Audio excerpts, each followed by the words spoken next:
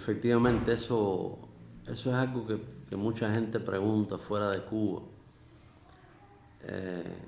creyendo que se trata de un partido electoral tradicional. El partido nuestro, el Partido Comunista de Cuba, no es un partido electoral. La nominación de los candidatos, tanto a delegados de las asambleas municipales como para diputados a la Asamblea Nacional, son aprobadas por la población. Es decir, el partido no interviene en ese proceso de nominación. Esa nominación se hace en las cuadras, a mano alzada, públicamente. No es posible que el partido tenga nada que ver con ese tipo de proceso. El partido nuestro único nace, primero nace de una necesidad histórica, asociada a las distintas fuerzas revolucionarias que lucharon contra la tiranía de Batista.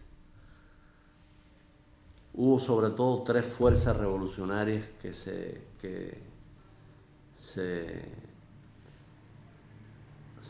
destacaron de manera especial en la lucha contra la dictadura, en la derrota de la dictadura. En primerísimo lugar, 26 de julio, dirigido por Fidel, que después del asalto al Moncada, después de la salida de la prisión de los moncadistas, se convierte en el movimiento 26 de julio, que tenía expresión no solo en los que vinieron en el Granma y en la guerrilla de la Sierra Maestra, sino también en las ciudades. Fue, digamos, la fuerza revolucionaria principal.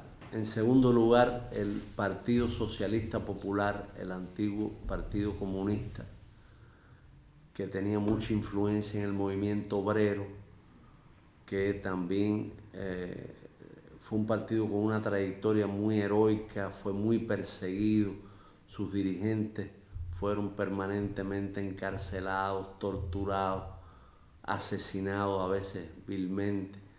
Ese partido también fue una importante fuerza de batalla contra la tiranía, y lo fue también, en tercer lugar, el Directorio Estudiantil Revolucionario 13 de marzo, que fue el que organizó el ataque a Palacio. Esas tres fuerzas revolucionarias,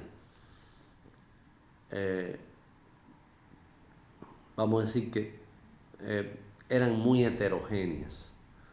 Tenían como principal objetivo derrocar a la tiranía y establecer en Cuba una sociedad más justa, más democrática, con mayor sensibilidad humana, mayor sensibilidad hacia los humildes, pero no eran, vamos a decir, fuerzas homogéneas, no tenían una plataforma ideológica idéntica.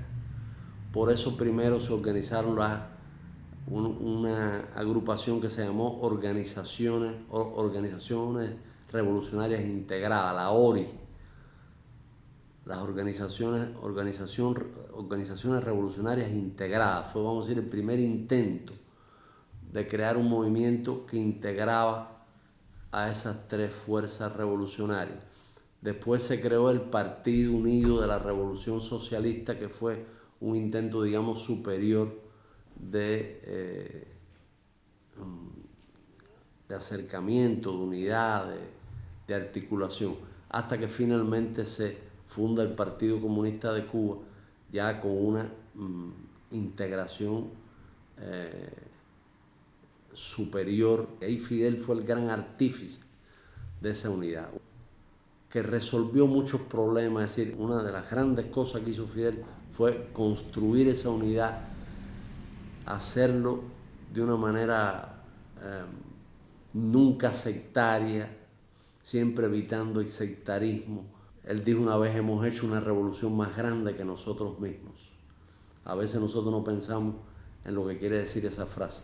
Hemos hecho una revolución más grande que nosotros mismos, es decir, que los hombres como individuos, con sus contradicciones, con sus pequeños celos, algunos tienen, les falta, digamos, la grandeza suficiente como para estar a la altura de lo que requiere una obra de esa magnitud. Es lo que nos quiere decir Fidel con eso. Hemos hecho una revolución más grande que nosotros mismos, es decir, pidiéndole a los cubanos que dejaran atrás todas las pequeñas diferencias colaterales, tonterías, ambiciones, pretensiones, y que se pusieran al servicio de esa obra mayor. Yo creo que eso ha sido, yo diría, una de las virtudes extraordinarias de Fidel, y haber logrado transmitir eso. Por eso cuando dicen, ¿por qué no admiten más partidos? Vamos nosotros, después de haber logrado una construcción tan relevante, vamos nosotros a empezar a inventar agrupaciones políticas que al final tú sabes qué va a pasar. Los yanquis le van a dar dinero a 2 o a 3. Es decir, todo lo que sea dividir va a ayudar a los yanquis. Todo lo que sea dividir va a ayudar a nuestros enemigos. Y todo lo que sea unir nos va a ayudar a nosotros. Y va a ayudar a lo que queremos. Tenemos un antecedente que te lo iba a decir ahorita, que fue el Partido Revolucionario Cubano de Martí. Es decir, Martí crea para hacer la revolución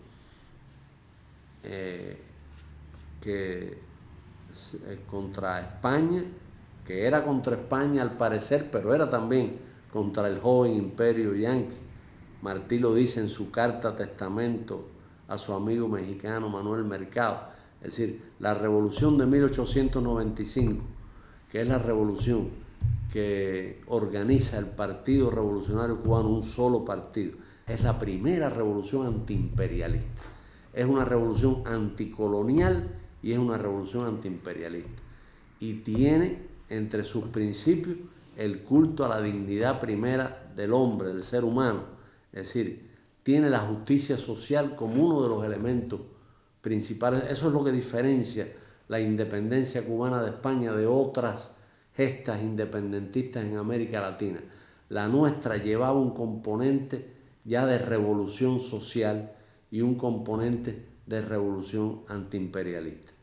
Ese antecedente para nuestro Partido Comunista de Cuba, el antecedente del Partido Revolucionario Cubano, es muy importante, es una referencia histórica, no como algo arqueológico, algo que está en un museo, en una vitrina, es algo que nos nutre permanentemente.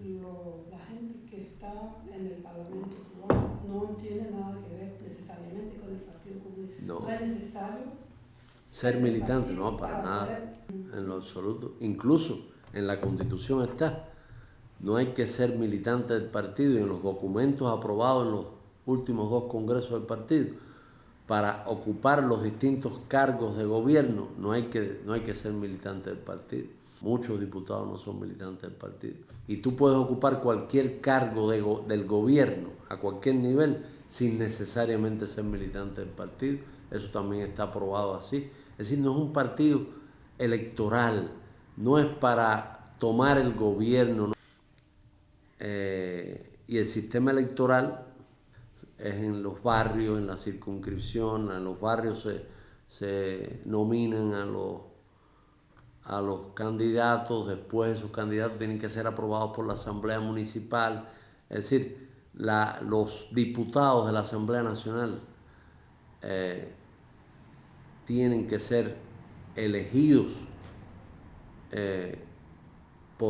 en su circunscripción por la masa del pueblo, y a su vez tienen que haber sido aprobados antes por la Asamblea Municipal, que por cierto el municipio, no te lo dije, pero yo creo que nuestra democracia se hace superior con estas medidas que se tomaron para que en el municipio radique un peso importante del funcionamiento del país, sea la célula básica. Incluso va a tener un fondo financiero, de hecho ya lo está teniendo a partir de 1% de las empresas enclavadas de las ganancias de las empresas enclavadas en su territorio. Pero bueno, los municipios van a tener cada vez mayor autonomía. Ese papel del municipio es muy importante, precisamente para descentralizar algunas decisiones que estuvieron en otro momento muy centralizadas. Hoy, por ejemplo, el plan de vivienda, que es un plan ambicioso, un plan muy amplio de construcción y reparación de vivienda, los municipios tienen su compromiso en ese plan y han hecho algunos ya las tenían, las han mejorado, pero otros las han ido haciendo sus fábricas de materiales de la construcción. Y es una cosa que se chequea municipio por municipio. Yo te diría casi semanalmente se chequea eso.